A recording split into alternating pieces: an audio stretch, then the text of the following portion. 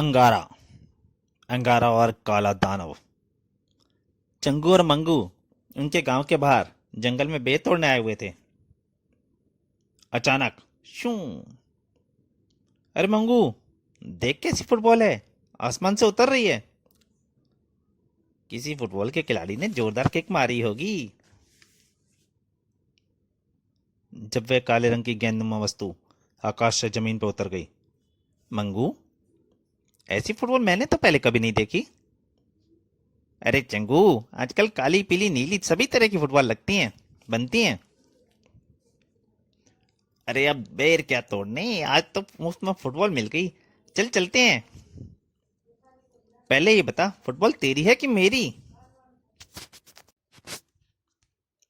अरे, इसमें झगड़ने की क्या बात है। एक दिन तेरे पास रहेगी, एक दिन मेरे पास। हाँ चंगू, यह फैसला ठीक है। फुटबॉल दोनों की साझी है। पहले मैंने देखी थी मंगू, इसलिए पहले मेरे घर रहेगी। ठीक है, कल मैं ले जाऊंगा मंगू के घर में। ये के लिए आया चंगू? फुटबॉल है अम्मा। कहाँ से लाया है? आकाश से गिरी। आकाश से? अरे तो ये फुटबॉल नहीं, किसी पक्षी का अंडा मालूम होता है।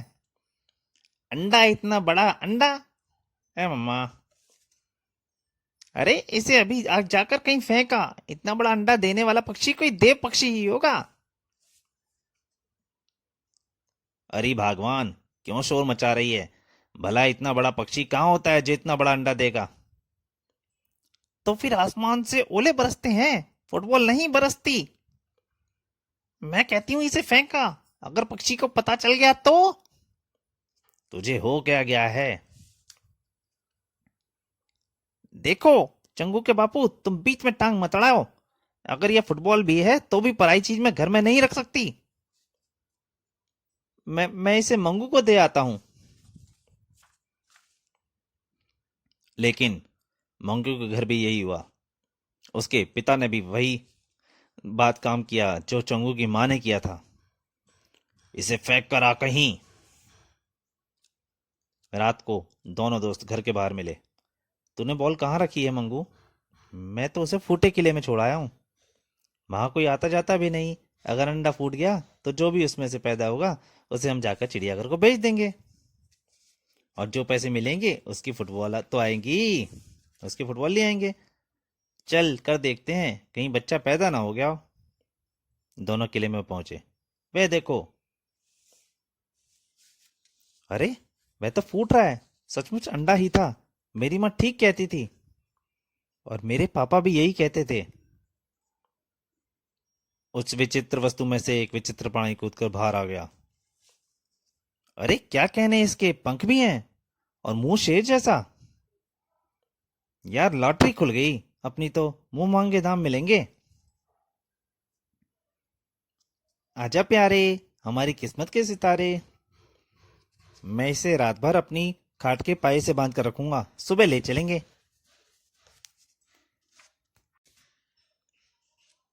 अगली सुबह दोनों चिड़ियाघर पहुंचे। यह तुम्हें कहाँ मिला?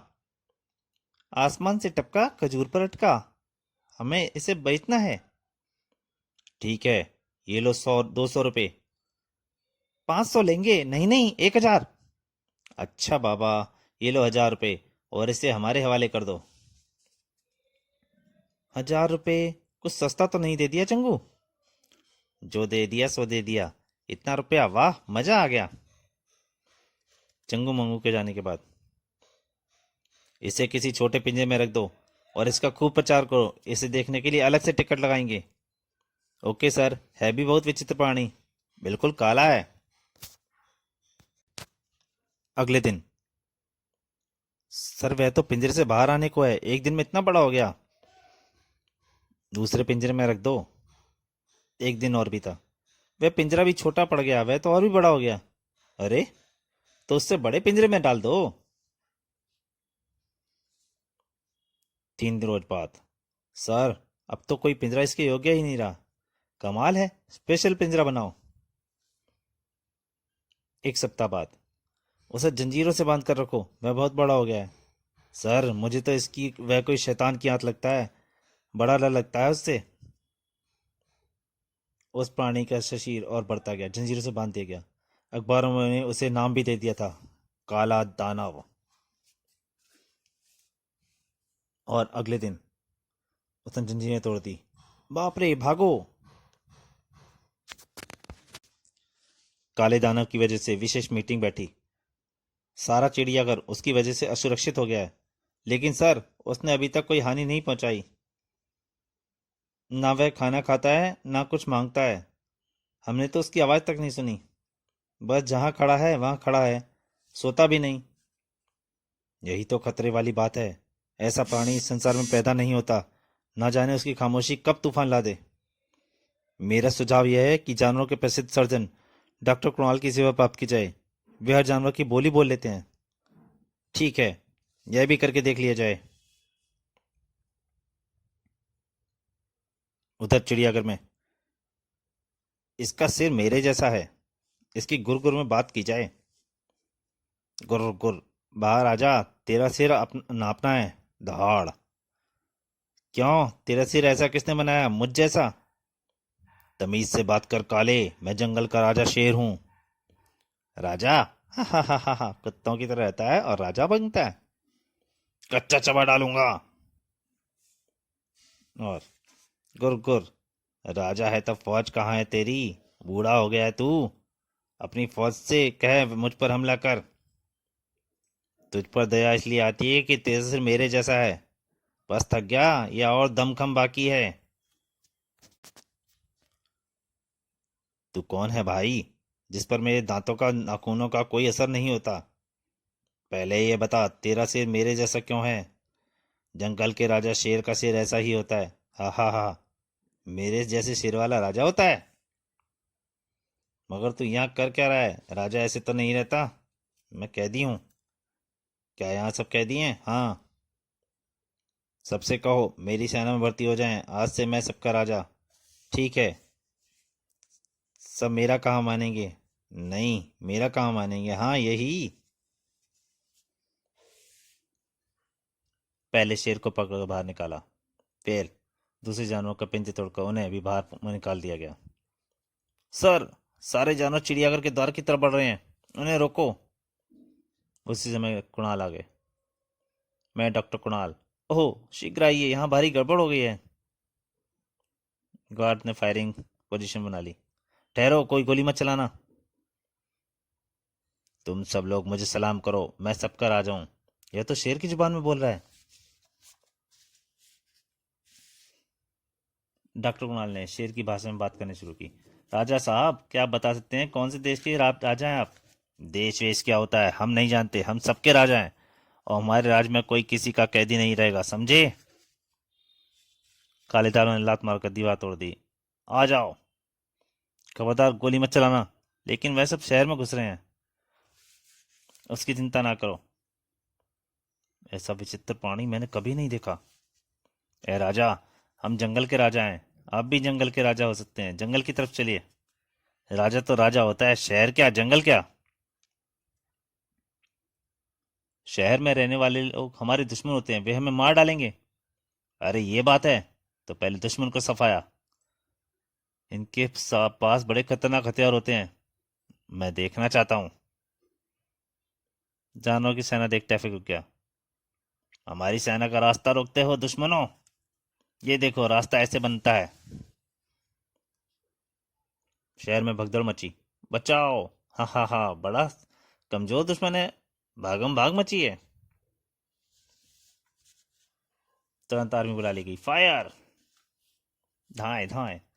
फायर होती सब जानवर जंगल की तरफ भाग। अरे मेरी सेना कहाँ चलेगी? जंगल में, जंगल में। चलो मुझे जंगल ले चलो। उस पर गोलियों का असर नहीं होता। लेकिन सर, अब वह शहर के बाहर जा रहा है। हेलो कंट्रोल रूम, काला दानव जंगल में पहुंच गया है। जंगल पर घेर डाल दो। जंगल पहुंचने पर कान खोलकर सुन लो, मुझे कायर सिपाही पसंद नहीं। अगर कोई भागा तो काल उतार दूंगा। थोड़ी देर बाद जानवरों की अलग से मीटिंग बैठेगी। काला दानव तो हमें जबरन मरवाने पर तुला है। भला हमारा शहर के जानवरों से क्या झगड़ा? चिड़ियाघर को से मामला नहीं चाहिए था। वह सब कुछ तो मिलता था, भागना नहीं चाहिए था, वहाँ हमें सब कुछ मिलता था। बच्चे हमें देखकर खुश होते थे। परंतु अब इस समस्या का हल क्या है? काले दानव से कहो वह शहर वाले हमारे दुश्मन नहीं, दोस्त हैं। जब सारे जानवर काले दानव से मिलने गए, अरे अगर वे दोस्त हैं तो तुम भागे क्यों और उन्होंने हमला क्यों किया? तुम डरपोक हो। हमें उनसे युद्ध नहीं लड़ना है। क्या कहा? युद्ध तो तुम्हारे बाप दादा को भी लड़ना होगा, नहीं तो मुझसे युद्ध करो। अब जाओ, सुबह चलना है युद्ध पर। रात को? अब क्या होगा? वह तो हमें ही मार डालेगा। मैं कुछ कहूँ?